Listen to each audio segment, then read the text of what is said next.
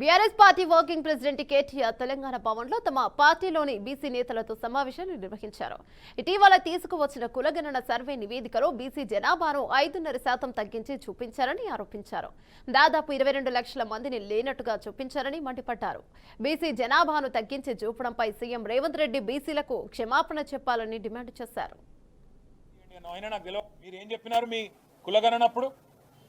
మీరు చెప్పింది ఏంది?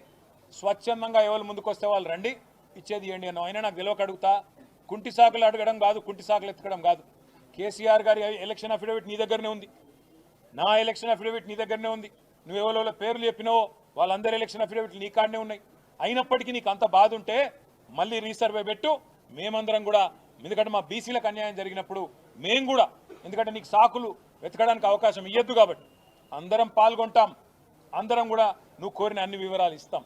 కానీ బీసీలకు అన్యాయం చేసి తప్పించుకునే ప్రయత్నం ప్రభుత్వం చేయొద్దని చెప్పి మేము డిమాండ్ చేస్తున్నాం. రీసర్వేకి ఆదేశించడంతో పాటు 42% రిజర్వేషన్ అని చెప్పి బీసీ డిక్లరేషన్లో ఏ మాట అయితే చెప్పినవో ఆ మాట ఖచ్చితంగా నిలబెట్టుకోవాలి.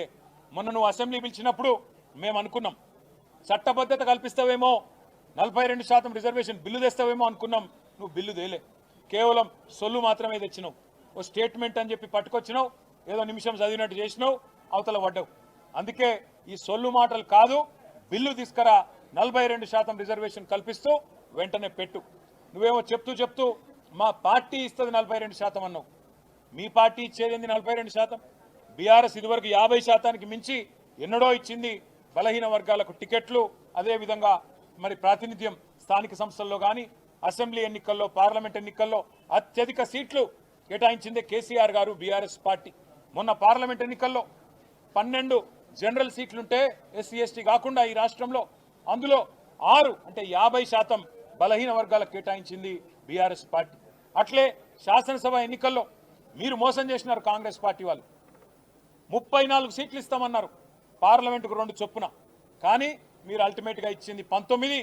ఆ 19లో కూడా ఓల్డ్ సిటీలనే 5 ఇచ్చింది. అందుకే అంటున్నాం, మీకంటే ఎక్కువ 34 సీట్లు చెప్పకుండానే బలహీన వర్గాలకు 34 సీట్లు ఇచ్చి మా చిత్తశుద్ధిని ఇదివరకే చాటుకున్నాం. మీరేం చెప్పినారు మీ కులగణనప్పుడు? మీరు చెప్పింది ఏంది? స్వచ్ఛందంగా ఎవరు ముందుకొస్తే వాళ్ళు రండి.